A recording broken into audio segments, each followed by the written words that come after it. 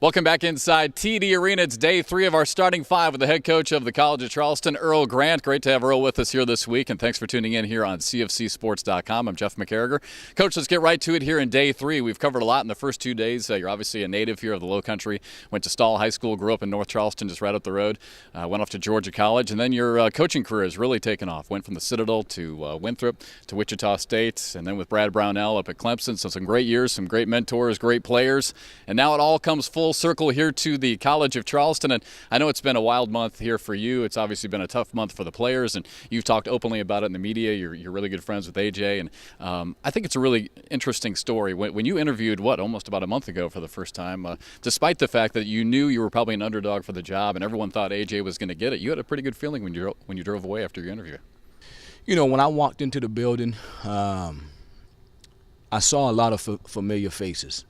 You know, I saw Gus Gustafson, I saw Otto German, I saw Monty Lee, I saw Coach Kress, and everybody else on the committee was there, but it was familiar faces. And so I just wanted to get an interview to explain to them my passion and my desire to be here. And so I had a very organized approach to it. I just thought I made sure I gave everybody a shout out in terms of thanking them for allowing me to be there.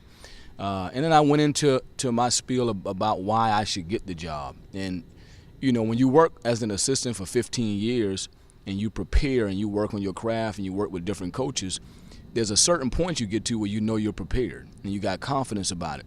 So the questions that they ask, I could answer everything with conviction because I had seen each and every one of those. I had lived every one of those questions.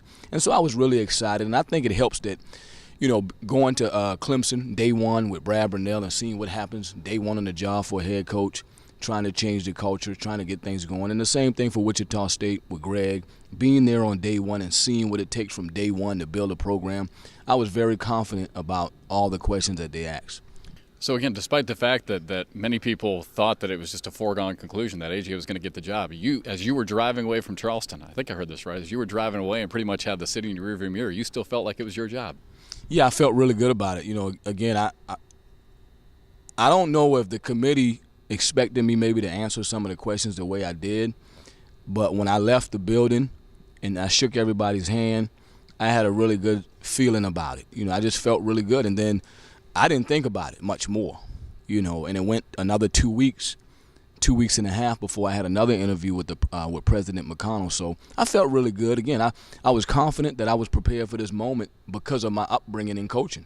You know, being with so many good coaches, Terry Sellers, who was the all-time leader in wins at Georgia College with 548 wins, and Pat Dennis, all-time winningest coach at the Citadel, and Greg and all the things he did, and Brad Brownell taking 3 NCAA teams to the NCAA tournament. And so I just was confident about it. You know, I felt like I was prepared, and this is a place I always wanted to be. This is my dream job. I wanted to be here, and I want to build something special.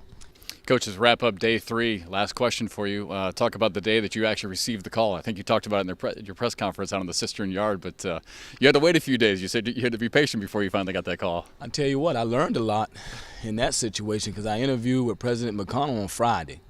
And it was Labor Day weekend, so I stayed here through the weekend. You know, it was easy to stay here Saturday and Sunday. And it was kind of easy to stay here on Monday because my boys didn't have school.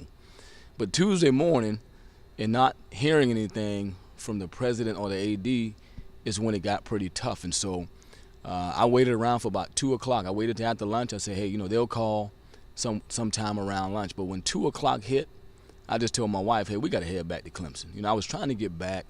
The players at Clemson were calling me and wanting to know what was going on. So I was trying to get back for that next morning on Wednesday morning to do the individual workouts. We were having workouts in that morning, 6:45. And I got to Columbia, and I finally saw President McConnell. It's the first time he called me since that Friday. I saw his number pop up. I talked with him for a while, and he offered me the job. So it was amazing what happened. And then I turned around. I got back to Charleston about 8 p.m., and I met with the players at 9. And so and the first thing I told those guys was that I'm not here by mistake. You didn't choose me, but this is not an accident. And we're going to have some success together if we have the right attitude. Well, congratulations again, Earl Grant, new head coach here at the College of Charleston. This is day 3 of our starting 5 segment with a brand new head coach here of the Cougars. Tomorrow, coming up, we'll switch and talk more about the team, a little bit X's and O's as we continue our starting 5 segment here on cofcsports.com.